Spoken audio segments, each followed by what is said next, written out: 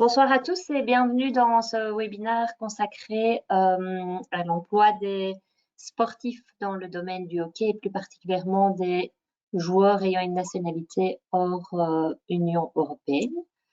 Vous connaissez déjà tous Sandrine, je pense, qui en est déjà à son troisième webinaire et qui va vous faire un petit rappel sur la matière, la procédure à suivre et peut-être les éventuelles nouveautés.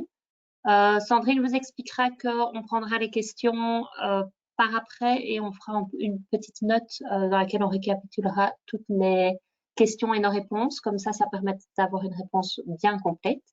Donc, n'hésitez pas à les poser en direct sur le chat ou dans le box questions. Et pour le reste, je laisse la parole à Sandrine et je vous souhaite une bonne écoute. Bonne soirée tout le monde. Merci de prendre le temps de vouloir venir nous écouter au sujet donc en effet des emplois, enfin de l'emploi des sportifs étrangers dans le domaine du hockey. J'espère que ma voix va tenir jusqu'à la fin parce que j'ai déjà parlé pendant 1h15 pour la session en néerlandais et j'avais quand même du mal à la fin. Donc j'espère que ça ira, mais ça devra. Voilà, alors, ben voilà, ça fait un an, entre-temps, de nouveau, qu'on s'est vu ou plutôt entendu à ce sujet. J'imagine que vous avez tous eu déjà depuis plusieurs années le manuel qui quand même devrait être un document qui doit vous aider à savoir comment obtenir certains documents quand il s'agit d'employer des étrangers en Belgique. Cette année-ci, on va forcément vous refaire un update et on espère vous l'envoyer juste après les vacances de Pâques. Donc voilà. Alors, juste pour aller dans le détail, c'est que ce webinaire est axé sur les exigences en matière d'immigration. Donc, on va vraiment s'axer sur l'immigration des non-belges qui viennent s'installer en Belgique et qui veulent participer donc au championnat de la Belgian League. On mettra en évidence les principes donc, qui vous donnent droit à une autorisation, ainsi que les questions fréquemment posées dans le cours des années précédentes. Une fois encore, veuillez quand même noter qu'on se limite vraiment à la législation au niveau de l'immigration. On ne tient pas compte de tout ce qui est sécurité sociale, de taxation. On ne regarde pas les aspects fiscaux, ni les aspects de la TVA. Donc ça, ce sont des sujets qui ne seront pas abordés. Donc il s'agit vraiment de la migration. Donc pendant le webinaire, comme l'a dit Justine, vous pouvez déposer vos questions dans le chat box. On prendra le temps dans les jours à suivre de répondre à chaque question en détail pour vous remettre une réponse claire et nette, disons. Voilà. Alors, pour parcourir l'agenda, en premier lieu, une introduction où on va un petit peu réviser la terminologie. Après, on va parler des documents d'immigration en particulier. Puis, on passe à un chapitre sur plutôt la pratique. Je crois que ce sera le plus intéressant aussi pour vous. C'est en particulier comment remettre les dossiers de demande de participation au championnat de Belgian League afin d'obtenir donc cette autorisation. Et quelques points d'attention auxquels il faudra quand même regarder et quelques nouveautés au niveau de l'année 2022. Le Q&A, je ne suis pas sûre qu'on va y arriver. Si on a le temps, c'est avec plaisir. Mais comme je le disais, mettez vraiment vos questions dans le chat box et puis on regardera ça dès qu'on aura le temps de le faire. Alors, donc, d'un point de vue d'immigration et aussi du droit de travail, il est quand même très important de faire la distinction entre un citoyen dit de l'Union européenne et un ressortissant d'un pays tiers. Je crois que ça, c'est quand même très clair. Mais avec le Brexit de l'année passée, on a quand même vu qu'il y a eu pas mal de questions à ce niveau-là. Et donc, juste pour vous rafraîchir un petit peu la mémoire, chaque personne qui a la nationalité de l'Union sera dispensée d'une obligation d'obtenir un permis de travail ou une autorisation de travail, étant en tant qu'employé ou en tant qu'indépendant. Après, chaque personne de l'Union, donc citoyen de l'Union, pourra ouvrir un droit de résidence pour long séjour dépendant du droit qu'il ouvrira en Belgique. Donc ça, on ira en plus de détails dans le prochain slide. Les citoyens de l'Union, donc pour vous rafraîchir la mémoire, c'est les ressortissants de l'espace économique européen. Donc, ça veut dire l'Union européenne, la Norvège, Liechtenstein, l'Islande et bien évidemment la Suisse. Tous les ressortissants, tous les autres ressortissants sont clairement des ressortissants d'un pays tiers et auront donc tout le temps et toujours besoin d'une autorisation d'emploi, une autorisation de travail ou d'exercer une activité en tant qu'indépendant.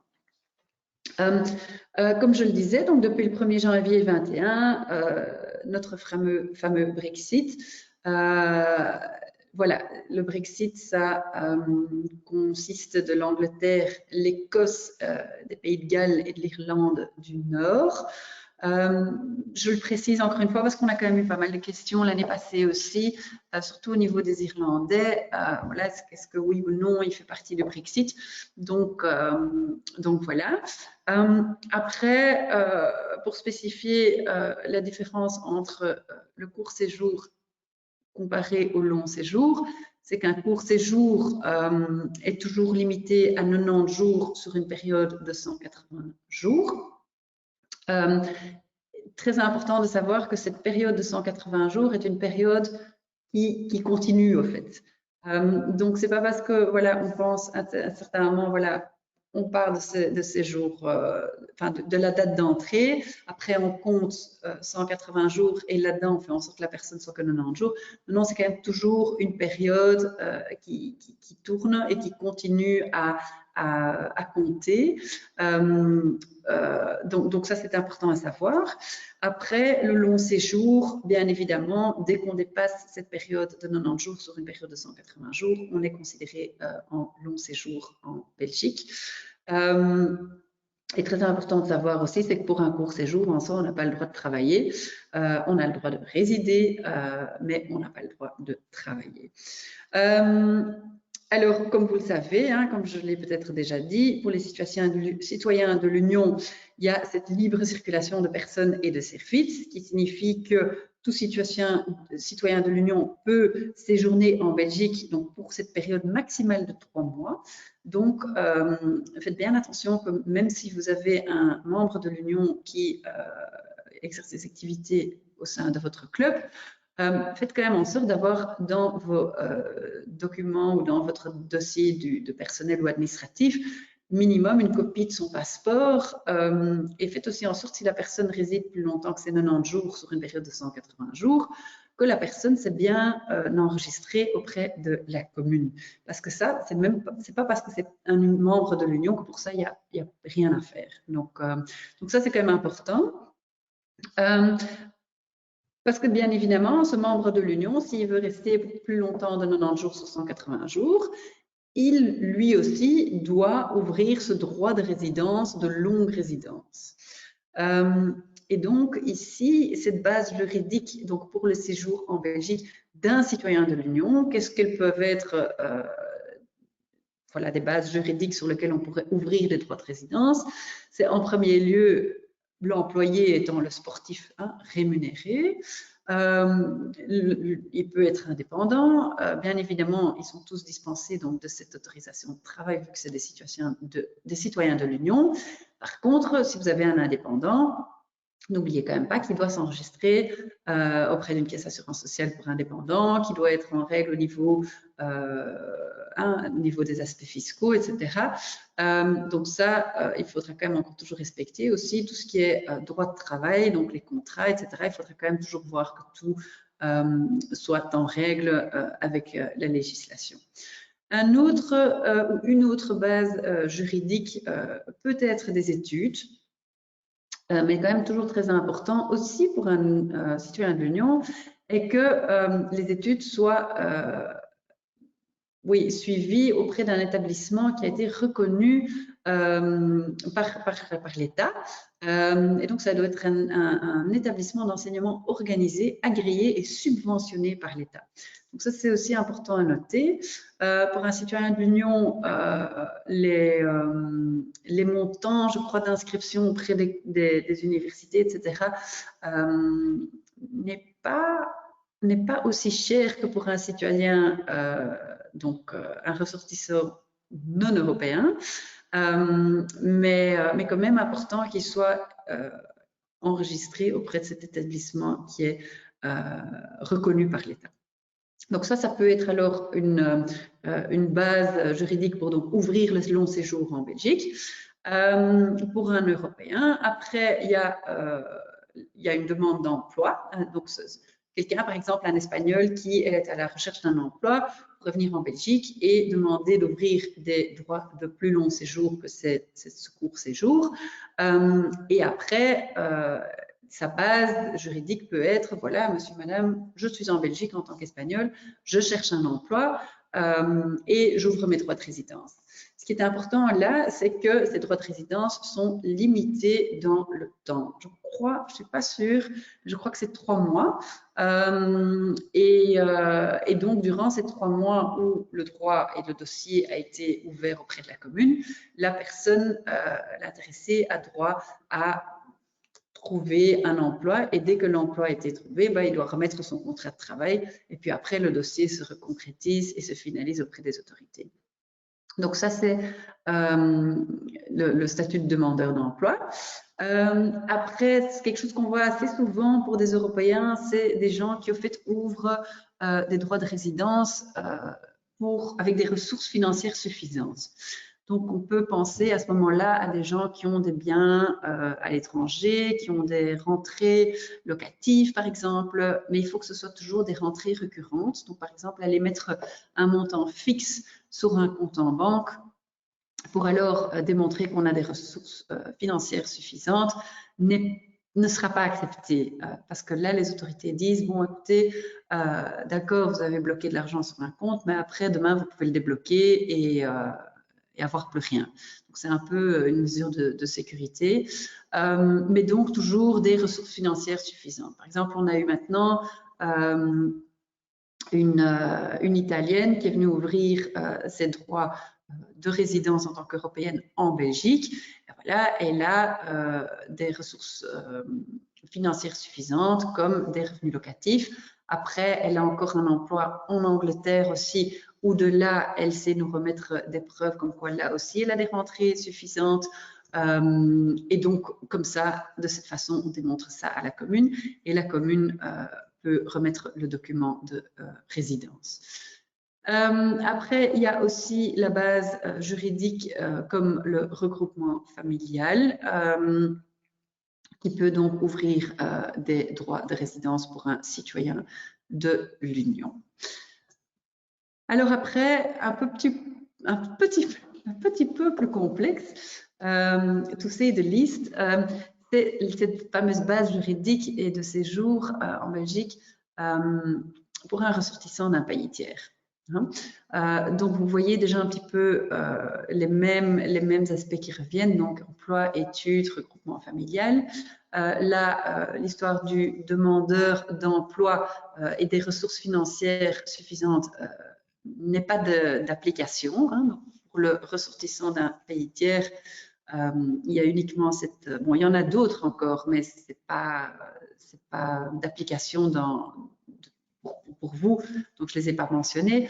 Mais donc l'emploi, pour un ressortissant d'un pays tiers peut être une base juridique pour ouvrir ce séjour.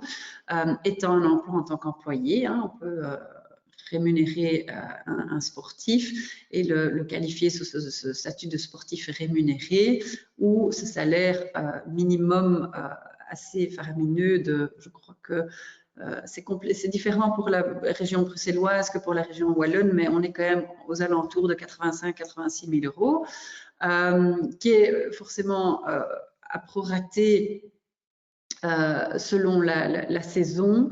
Mais donc, cet emploi en tant que sportif rémunéré et alors en obtenant cette carte, ce permis unique, qui est le single permit dont je parlerai plus tard, qui sera octroyé étant l'autorisation d'emploi, disons, en tant que sportif rémunéré et l'autorisation par après par le service fédéral qui donnera l'autorisation de long séjour. Après, il y a aussi le statut d'indépendant où, par exemple, le sportif prend un statut d'indépendant et obtient sa carte professionnelle en tant qu'indépendant. Ça, donc, est de toute façon une base juridique pour ouvrir donc ce droit de séjour. Après, il y a aussi la base des études, tout comme pour le membre de l'Union, pour le ressortissant d'un pays tiers, il y a aussi ses études. Je sais que les tuition fees pour un ressortissant d'un pays tiers auprès donc d'un établissement reconnu, organisé, agréé, subventionné par l'État. Si je me souviens bien, j'ai eu un dossier comme ça il n'y a pas tellement longtemps. On parlait quand même de 6 à 8 000 € de tuition fees. Donc, c'est quand même pas donné. Et après, cette personne, donc admettons que cette personne vient effectivement étudier en Belgique, elle reçoit, donc elle ouvre ses droits de résidence. Ces droits de résidence seront octroyés pour la période en général d'1 an et renouvelables chaque année.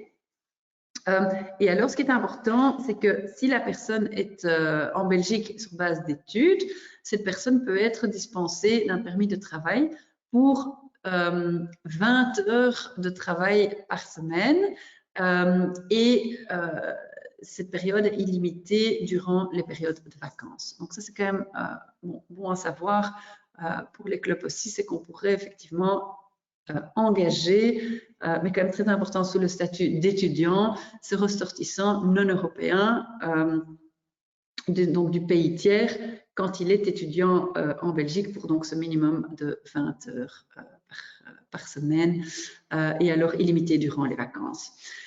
Après,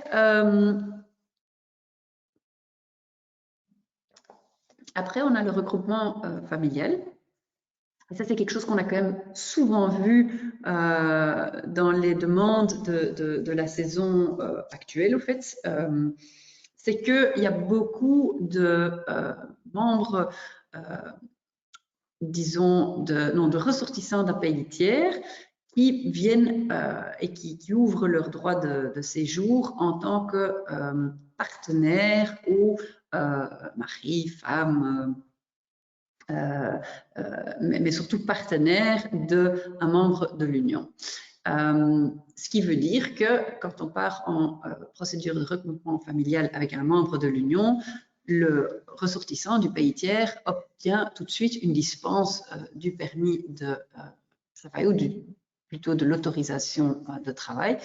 Ce qui veut dire qu'en fait, elle peut travailler, elle a accès au marché du travail de façon illimitée. Et ça, c'est quand même, voilà, c'est quand même plus facile, disons, au niveau des procédures à suivre, c'est qu'on peut quand même obtenir une certaine dispense de cette autorisation de travail. Un regroupement familial d'un ressortissant d'un pays tiers avec, par exemple, un autre ressortissant d'un pays tiers, mais qui a déjà obtenu son séjour illimité en Belgique, est également dispensé de cette autorisation d'emploi ou de travail au préalable. En passant à la terminologie, donc vous m'avez déjà beaucoup entendu parler du droit d'emploi, du droit de séjour. C'est quand même très très important de savoir que le droit d'emploi et le droit de séjour ce droit de séjour est généralement en conséquence du droit d'emploi ou vice-versa. Ce qui veut dire que quand on ouvre un droit de résidence sous une situation, par exemple, spécifique, étant, par exemple, ce regroupement familial, alors on parle plutôt pas du droit d'emploi qui a ouvert les droits de résidence, mais on parle d'un droit de séjour spécifique, étant le droit de séjour suite au regroupement avec le membre de l'Union, qui fait que la personne est dispensée et obtiendra donc cette carte qui dit dispense et qui obtient cette dispense donc du permis de travail. Waouh. Voilà. Alors le visa et le passeport national. Important à savoir, c'est que bon, vous le savez forcément, hein, il y a des pays qui sont dispensés et les ressortissants de ces pays tiers peuvent entrer en Belgique sur base de leur passeport. Cette terminologie est quand même assez importante parce qu'on parle, tout le monde parle d'un visa. Même quand il n'y a pas de visa, on parle encore d'un visa. Et au fait, il est quand même important de faire la différence entre rentrer sur base du passeport en court séjour ou avoir obtenu un visa, donc le sticker qu'on colle dans le passeport, qui est valable pour une période de 90 jours sur cette période de 180 jours. Après, on a en terminologie, on a voilà, donc le permis de séjour, le permis de travail, le permis combiné et la carte professionnelle. Permis de travail et permis combiné sont deux termes qu'on emploie et qui sont tout le temps liés à un statut d'employé. Après, la carte professionnelle est toujours liée à un statut d'indépendant. Donc ça, c'est aussi important à savoir. Le permis de travail, en fait, la différence entre le permis de travail et le permis combiné est que le permis de travail sera toujours ou en grande partie octroyé pour des périodes limitées à 3 mois. Donc, là où les gens ne sont pas dispensés d'un permis de travail et viennent, par exemple, en court séjour, il faudra obtenir un permis de travail qui permet à l'individu de travailler et de gagner sa vie. Après, le permis combiné est un permis, le single permit, on l'appelle, qui octroie le droit de travail et d'emploi en premier lieu, et après le droit de résidence. Et donc, ce permis unique, on le demande par...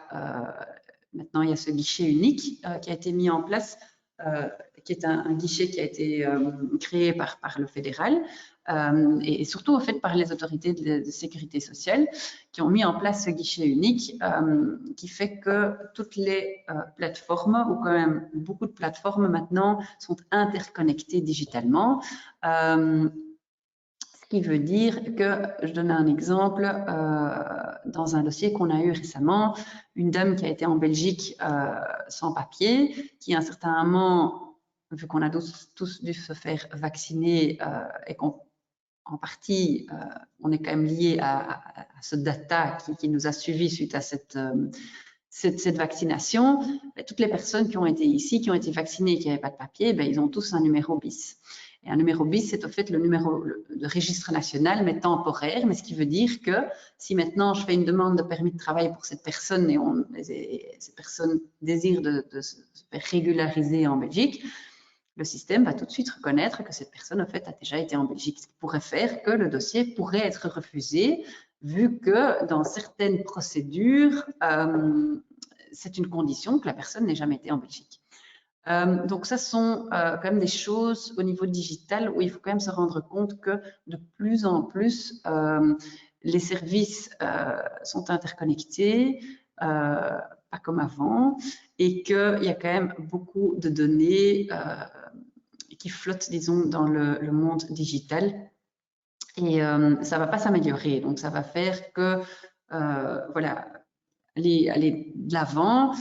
Bon, ça a sûrement beaucoup d'avantages, mais je peux m'imaginer que ça a quand même certains désavantages pour certaines personnes également.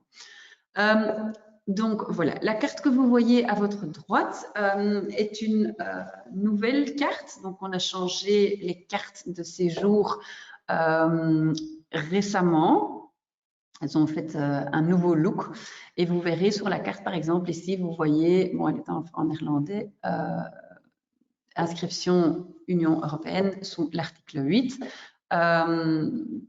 Et ici, on parle d'un regroupement familial sous la directive 2004-38-EG, qui est la directive de regroupement familial, justement, avec un ressortissant de l'Union européenne. Et vous voyez bien qu'il est marqué, remarque, un marché du travail illimité. Donc, quand vous voyez ça, c'est super positif parce qu'après, il n'y a plus trop de démarches à prendre au niveau immigration afin d'employer cette personne. Ce qui est bien très important à noter, et je le mentionne parce qu'on a eu un dossier la semaine passée, c'était que souvent, par exemple, quelqu'un, un ressortissant d'un pays tiers qui ouvre des droits ici en Belgique en tant que sous un permis unique, hein, donc le droit de travail et après le droit de séjour. Quand il a de la famille qui l'accompagne, cette famille aussi est dispensée d'un permis de travail. Et donc, il est effectivement marché, tout comme ici, marché du travail illimité. Donc, cette personne partait du principe que, voilà, moi, je peux travailler, il n'y a aucun problème, j'ai pas de limite, je m'occupe, je travaille, etc. Donc, qu'est-ce que cette personne a commencé à faire? C'était un Brésilien. Il a commencé à travailler, mais en tant qu'indépendant. Après, il a été s'inscrire auprès de la Caisse d'assurance sociale Liantis, où on lui a rien dit. On lui a pas dit, oh monsieur, non, vous pouvez pas travailler parce que vous avez besoin d'une carte professionnelle. Non, on l'a juste inscrit. Et au fait, après plusieurs mois, on s'est rendu compte, ou il s'est rendu compte qu'en fait, légalement, il n'avait pas le droit de travailler. Même si sur son titre de séjour, il était marqué du travail illimité. Et là, c'est peut-être de nouveau quelque chose typique belge, malheureusement. Mais donc, on est dispensé à ce moment-là de travailler en tant qu'employé. Par contre, pas dispensé de l'obligation d'avoir une carte professionnelle en tant qu'indépendant. Donc, si vous avez des doutes, je vous conseille quand même de toujours faire voir la carte de séjour qui vous est présentée par la personne en question, par quelqu'un de spécialisé qui puisse juste vous dire, d'accord, on confirme qu'effectivement cette personne, vous pouvez l'engager en tant qu'employé ou en tant que, voilà, il peut travailler sous un contrat d'indépendant. Donc ça, c'est quand même important de vérifier tout ça. Voilà, alors, documents d'immigration au niveau des dispenses. On a, pour les ressortissants de pays tiers, on a certaines dispenses en place de permis de travail ou de permis unique. Et alors, en particulier, on a une dispense pour les athlètes professionnels, les arbitres et les entraîneurs indépendants, mais qui viennent participer à des compétitions sportives internationales. Donc, ça ne tombera pas, c'est pas dans le champ d'application pour les ressortissants non européens qui viennent participer au championnat de la Belgian League parce que c'est un championnat national. En pratique, c'est pas qu'on a déjà eu des demandes de ce type, donc c'est pas que je crois pas qu'il y a des questions à ce niveau-là, mais on tient quand même toujours à le répéter que voilà que c'est vraiment lié à des compétitions sportives internationales. Après, on a les voyages d'affaires. Les voyages d'affaires sont des voyages qui sont tout à fait possibles pour, par exemple, un entraîneur de hockey qui vient visiter son club, qui vient donner des avis commerciaux à ses partenaires, qui a un contrat, par exemple, avec un club et qui dit, écoutez, moi, je viens vous aviser au niveau équipe de jeunes, etc. Tout ça, c'est pas un problème. Par contre, c'est quand même limité. Et donc, ces voyages d'affaires sont limités à une période de maximum 20 jours consécutifs, donc 20 jours civils consécutifs, et un maximum de 60 jours par an. pourquoi j'ai noté qu'un joueur de hockey n'est pas un voyageur d'affaires, c'est parce qu'on part quand même du principe que le joueur de hockey qui participe au championnat est quand même un minimum 2 jours par semaine en Belgique pour s'entraîner avec son équipe et pour jouer son match. Ce qui veut dire que cette dispense où on parle de 20 jours consécutifs civil fine, là, je ne crois pas qu'on a un souci. Mais au niveau des 60 jours par an, je crois quand même qu'on excède ces 60 jours par an. Donc, au niveau des entraîneurs, pas trop de problèmes, mais dès qu'on a un joueur, voilà, il faudrait quand même revoir la chose. Après, on passe sur les personnes qui sont dispensées à la suite de leur situation spécifique de résidence. Donc, c'est de ça que je parlais là tout à l'heure. Donc, c'est ce regroupement familial, cette résidence permanente ou un emploi. Et au fait, ça, c'est quand même quelque chose qu'on voit souvent et qu'on a très souvent vu passer l'année passée. Comme je l'ai sûrement déjà dit, et c'est pas plus mal parce qu'en soi, ça facilite les procédures. Et après, si en effet, il y a des couples et des partenariats qui se forment, ben, tant mieux. Par contre, plus tard, je vais quand même vous sortir quelques points d'attention parce que ces partenariats et cette cette cohabitation légale, pardon, est quand même quelque chose qui a quand même aussi des implications au niveau fiscal, au niveau sécurité sociale, etc.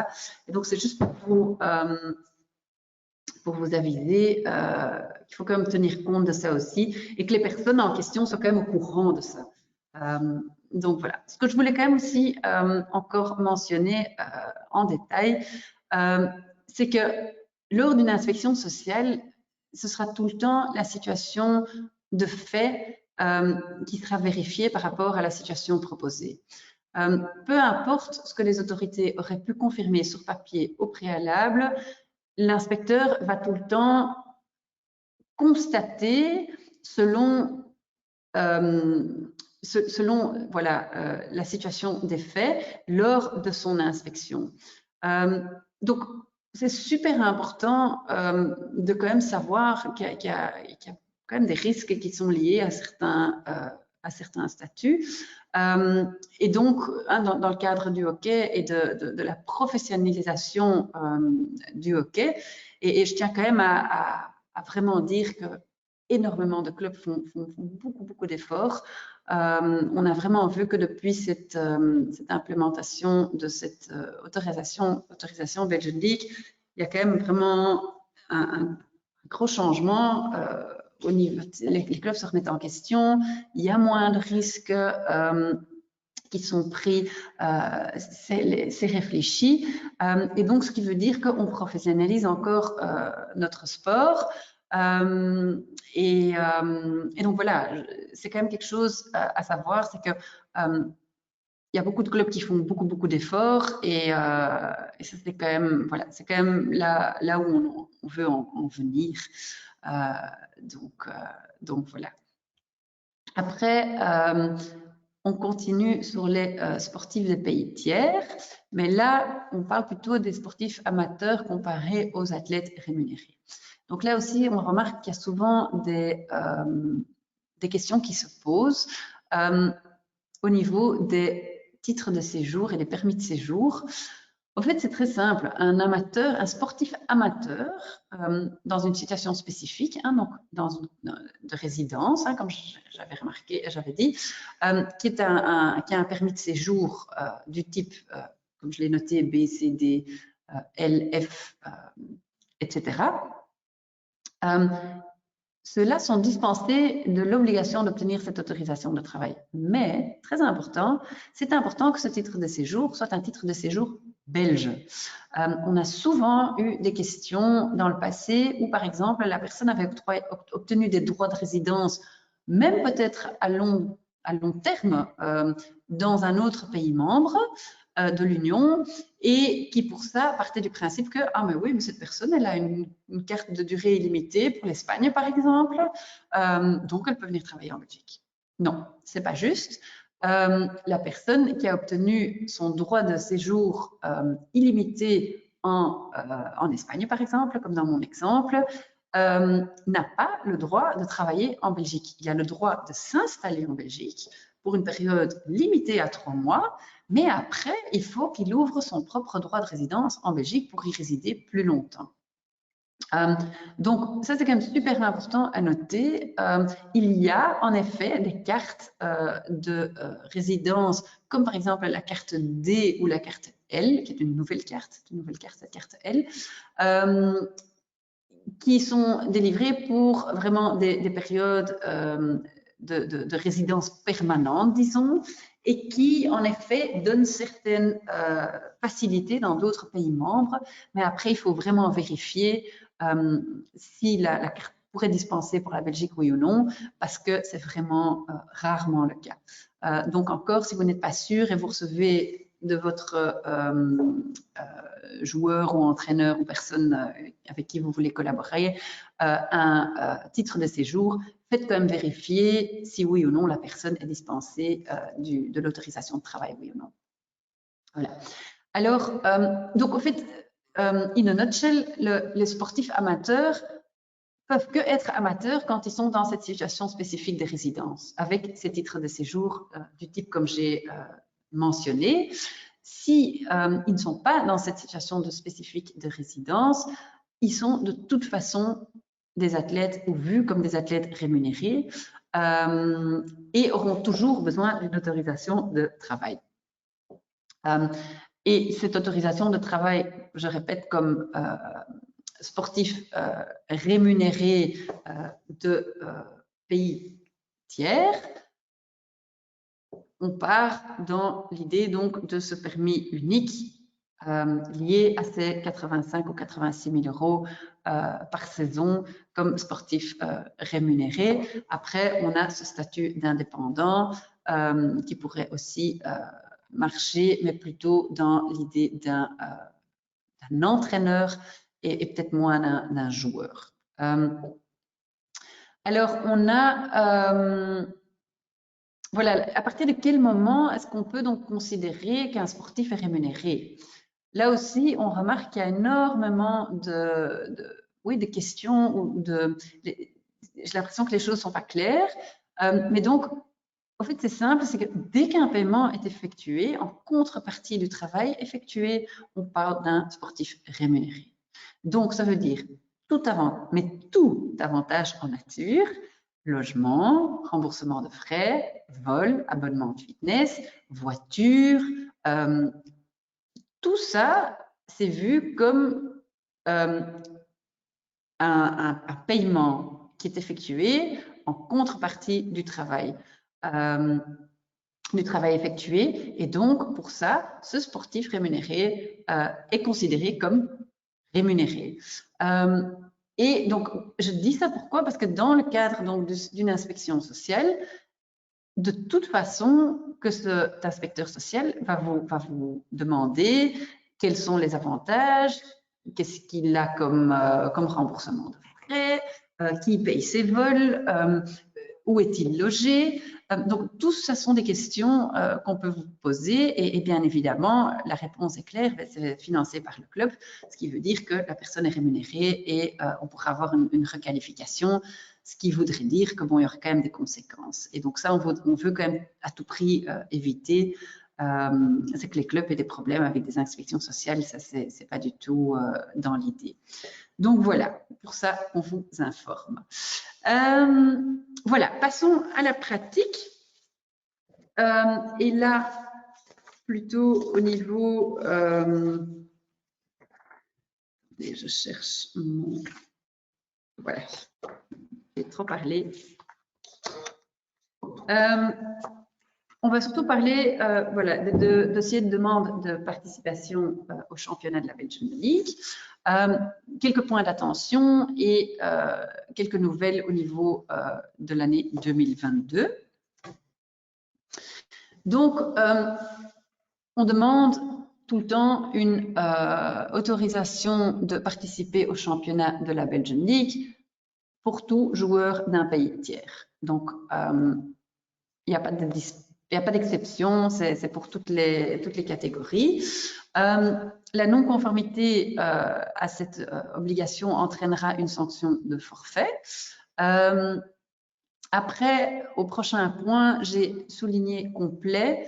Pourquoi? Parce que on remarque quand même que, en fait, on ne reçoit jamais un dossier complet. Et quand je dis jamais, c'est vraiment presque jamais. Ce qui veut dire que c'est pas efficace. On prend beaucoup de temps à revoir les dossiers, à revoir les documents, à répondre à 5-6 mails qui suivent. Et au fait, pour vous revenir au plus vite, afin que vous puissiez aligner vos joueurs, c'est sûr qu'on voudrait obtenir des dossiers complets dès la première fois et aussi avec des documents en format PDF. On reçoit des print screens de messages WhatsApp qui ont été envoyés. On reçoit des copies qui ne sont pas du tout lisibles. On reçoit des JPEG, des TIFF, des PNG. On reçoit de tout, ce qui veut dire que à chaque fois, pour enregistrer le tout correctement, on doit faire on doit revoir ces documents, on doit les remettre en PDF, on doit les uploader, les downloader. Enfin, c'est vraiment un travail de fou en fait. Et donc en fait, on voudrait vraiment vous demander, avec le sourire, de nous remettre des dossiers complets en format PDF et par email. Vous pouvez envoyer ça à info@ok.be et dans le sujet, je vous conseille toujours de noter demande de participation Belgian League, comme ça la personne qui trie le inbox peut facilement envoyer le tout aux personnes responsables. Maintenant, la grande question, qu'est-ce qui est un dossier complet? Le formulaire de demande, donc dûment rempli et signé. Pourquoi je mets ça dûment rempli et signé? Parce qu'on reçoit très souvent le formulaire pas rempli, pas signé.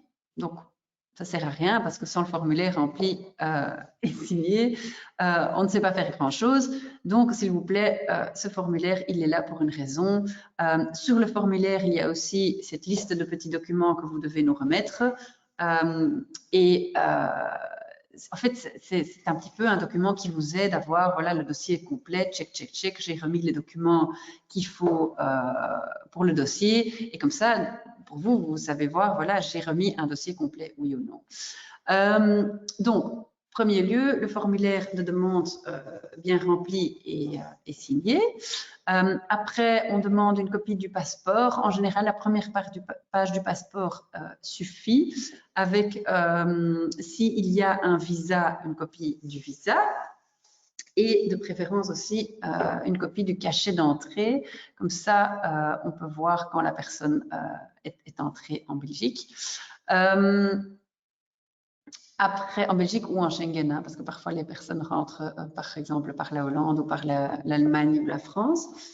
Après, copie du permis de séjour ou la pièce jointe de la municipalité. Donc, ce qui veut dire qu'on comprend bel et bien que quand la personne est arrivée, disons, en août, qu'on sait comment les autorités travaillent, il ne va pas pouvoir remettre une copie de son titre de séjour avant de participation au championnat.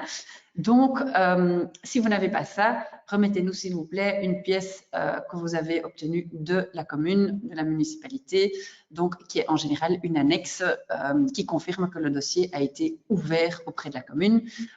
Comme ça, on sait voir sur base de quoi on enregistre la personne et on sait aussi remettre l'autorisation pour une certaine période en attendant donc ce fameux permis de séjour. Mais donc on sait que ce permis de séjour, ça peut durer assez longtemps avant de l'obtenir, surtout qu'il y a aussi cette enquête d'officier de quartier, etc. qui doit se faire. Après, si la personne n'est pas dispensée d'une autorisation de travail, on aimerait recevoir la copie de l'autorisation de travail. Donc, dans le cadre d'un permis combiné, ce sera le document que vous recevez de la région, étant dans votre cas la région bruxelloise ou la région wallonne. Et pourquoi on a besoin de ce document? C'est parce que ce document a pas mal d'informations contrairement aux documents qu'on reçoit après de l'Office des étrangers, qui est cette annexe 46. L'annexe 46 mentionne juste, voilà, autorisation de séjour, autorisation d'emploi, autorisation de séjour. Après, il peut obtenir son visa D et voyager en Belgique, mais ça ne nous dit rien. Donc, si vous pouvez toujours envoyer aussi cette copie de l'autorisation de travail qui vous a été envoyée alors par la région en direct, confirmant que cette autorisation a été donnée, et comme ça, on peut aussi voir pour combien de temps, ce qui veut dire qu'on pourrait délivrer l'autorisation peut-être plus longtemps.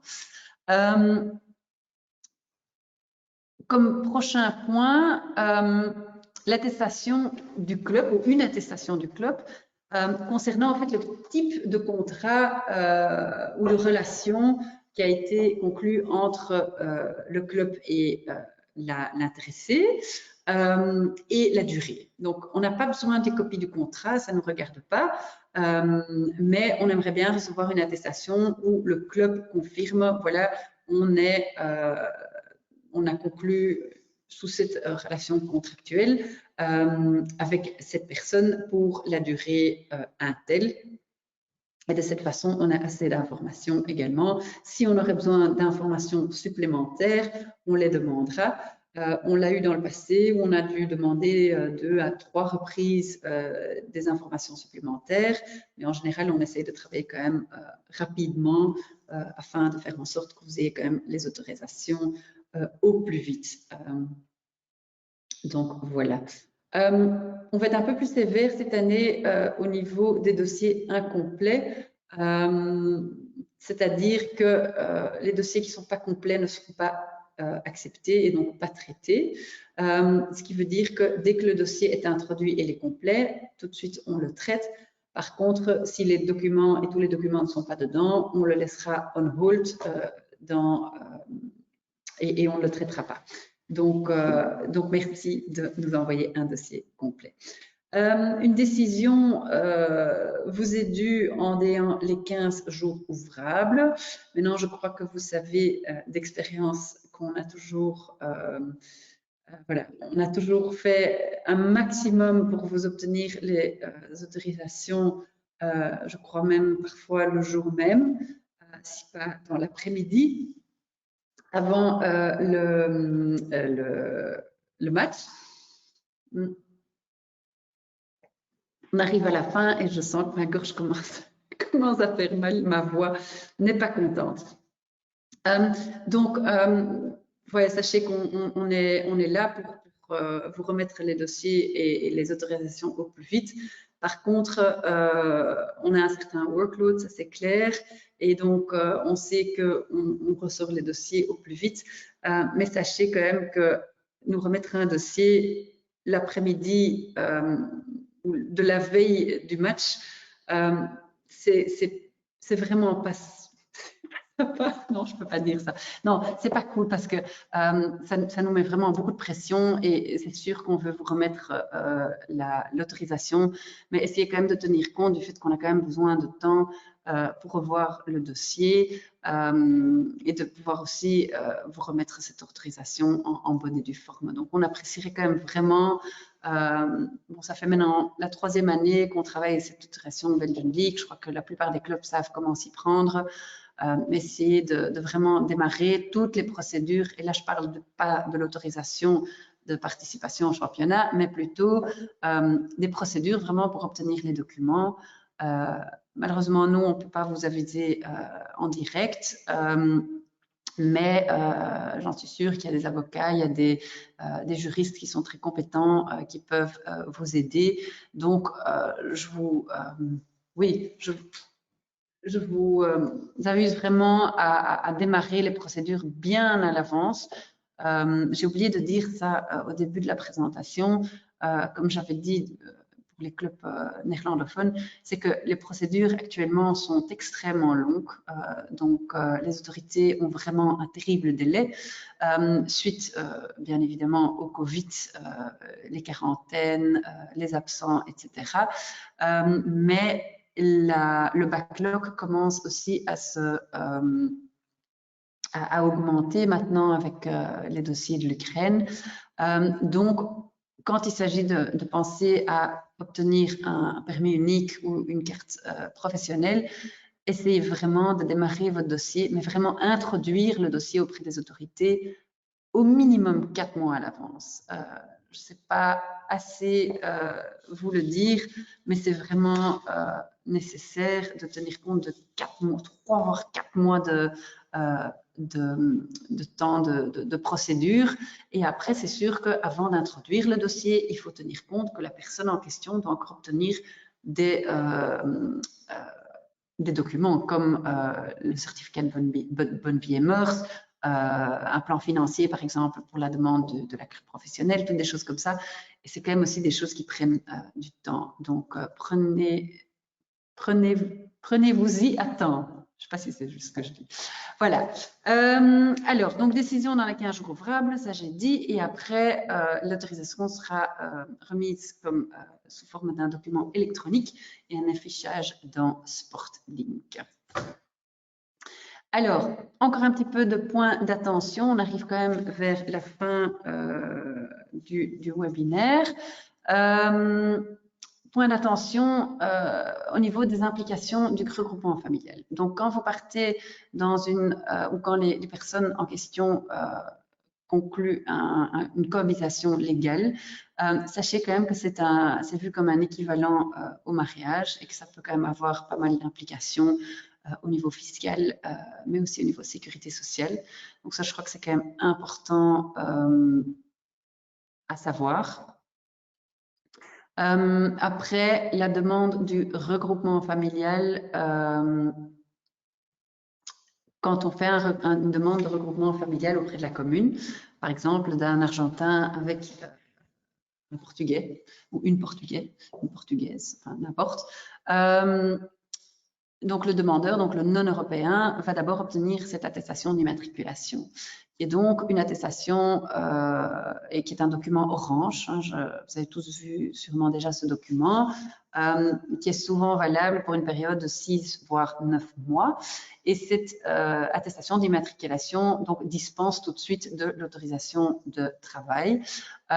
Mais sachez que la personne qui est en possession de ce fameux document qu'on appelle souvent le AI, attest van immatriculatie ou attestation d'immatriculation, cette personne est au fait restreinte au niveau du voyage en dehors de la Belgique.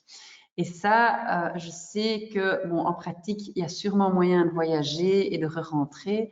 Par contre, j'ai eu des dossiers dans le passé où la personne était en possession donc, de cette attestation d'immatriculation et à un certain moment veut re-rentrer en Belgique et on fait un contrôle et elle dit « Ah, mais non, moi j'ai mon attestation d'immatriculation, moi je suis tout à fait OK ». Et la douane les a retenus, a fait une mention dans leur dossier auprès de l'Office des étrangers qui était en cours en disant que une des conditions de cette attestation d'immatriculation et de cette demande de regroupement familial a été violée. Et donc, ça fait une mention, disons, négative dans la demande. Donc ça, je crois que c'est quand même important à savoir. Et je crois que beaucoup de gens ne savent pas ça. Mais donc, c'est quand même important de limiter les voyages en dehors de la Belgique quand la personne est en possession de cette attestation d'immatriculation. Donc ça, c'est une chose. Après, il y a ces 3 mois. Donc, quand on va à la commune et on dit, voilà, je suis en regroupement familial avec mon partenaire qui est européen, la commune démarre une procédure, remet une annexe à la personne et après, si la personne n'a pas remis tous les documents requis pour la procédure, la commune octroie une période de 3 mois à la personne pour soumettre tous les documents. Donc ça aussi très important et aussi sûrement à savoir qu'il n'y a aucune certitude quant à l'octroi de cette carte F. Donc la carte F est cette carte de séjour, ce permis de séjour qui est octroyé à une personne qui est donc en regroupement familial avec un Européen ou une Européenne. Et cette carte F donc, sera valable aussi pour une période de 5 ans, mais il n'y a aucune certitude que cette carte F sera octroyée parce que si le dossier n'a pas été approuvé par l'Office des étrangers suite donc à, entre autres, cette enquête sur des relations fictives qui se passent toujours on dit ça, derrière les écrans, achter de schermen, je ne sais pas comment on dit. Donc cette enquête sur cette relation fictive se passe effectivement. Beaucoup de gens ne sont pas au courant, mais les autorités, donc une fois que cette procédure a été démarrée, c'est quand même une enquête qui se fait. Et si elle a été refusée, ben, c'est une mention qui est mise dans le dossier et ça pourrait quand même avoir aussi des effets négatifs pour des demandes futures de la personne. Donc, ce sont quand même des points d'attention auxquels il faut quand même réfléchir quand on parle de regroupement familial.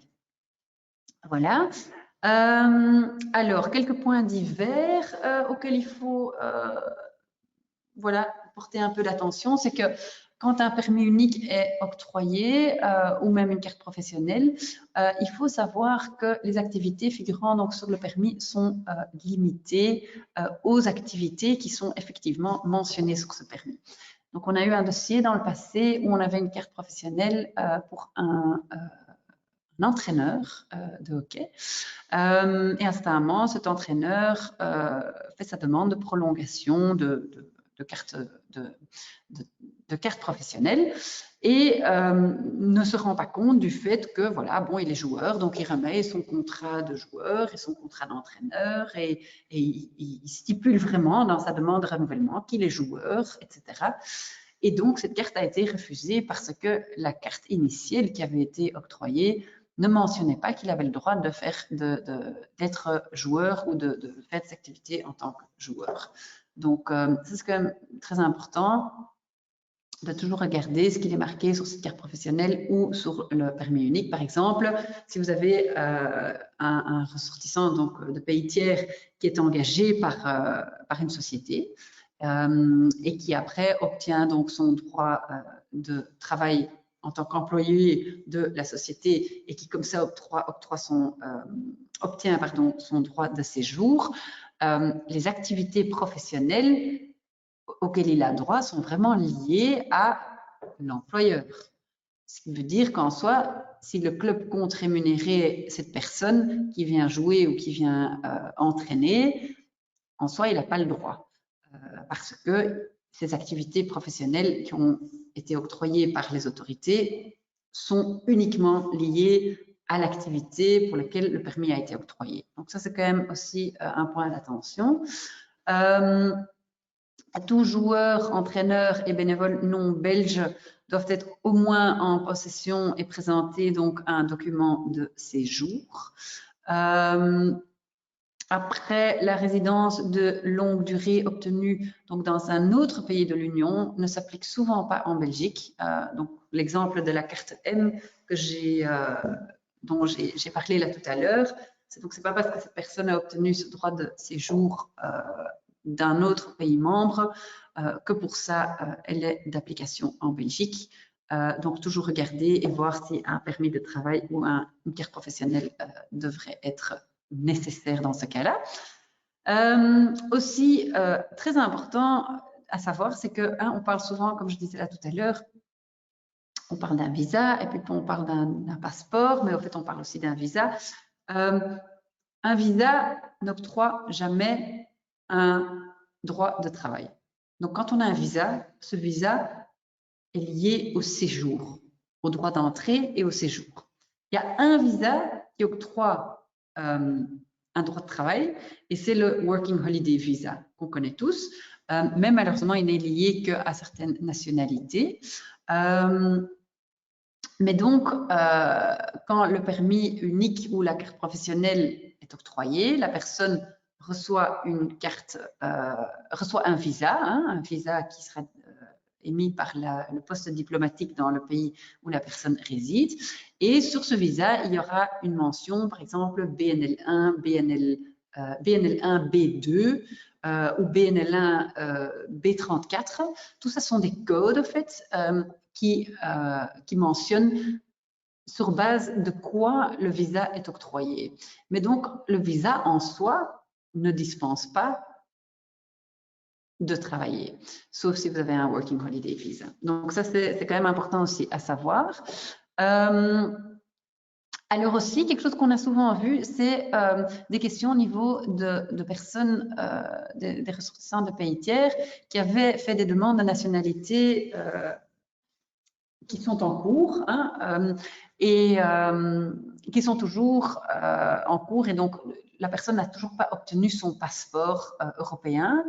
C'est très important de savoir que aussi longtemps que cette personne n'a pas son passeport en main, il ne pourra pas s'enregistrer auprès de la commune sur base de sa nationalité européenne. Donc, ça ne sert à rien de poser les questions, est-ce que cette personne peut être dispensée si vous n'avez pas le passeport sous les yeux. Parce que la commune n'accepte que le passeport ou disons la carte d'identité européenne pour pouvoir s'enregistrer comme européen auprès de la commune. Donc, aussi longtemps qu'il n'y a pas ça, cette personne ou l'intéressé est vu comme un ressortissant du pays tiers. Voilà. Alors, j'avais parlé de plateformes digitales gouvernementales. J'ai presque fini. Les plateformes digitales gouvernementales, il y en a de plus en plus. Et comme j'expliquais, la digitalisation fait que beaucoup plus de services commencent à communiquer l'un avec l'autre. Et ce qui veut dire que voilà, il y a de moins en moins de possibilités, mais après, il y a aussi une sorte d'efficacité qui se met en place au niveau des procédures. On a ce guichet unique qui est une application donc, au niveau fédéral dont j'avais parlé là tout à l'heure. Ce guichet unique qui marche en fait super bien. La seule chose qui est parfois un petit peu complexe, c'est obtenir les procurations par un autre système du gouvernement qui s'appelle Maïs. Mais en soi, ce guichet unique marche bien. Le guichet unique est d'application uniquement donc, pour les permis, les demandes de permis uniques. Donc, même si c'est la région qui octroie le droit de travail, c'est demandé à travers donc, ce guichet unique fédéral et après le guichet unique, donc une fois que l'autorisation de travail a été octroyée, ça va être envoyé à l'Office des étrangers qui est fédéral, qui va à ce moment-là octroyer le droit de résidence. Mais donc, le guichet unique, voilà, en soi, une très bonne plateforme qui marche très bien d'après mon expérience. Juste parfois, comme je disais, les procurations sont compliquées, mais voilà, il y a toujours une solution. Après, il y a un nouveau guichet d'emploi. Je ne vais pas trop en parler parce que, au fait, il n'est que d'application en Flandre.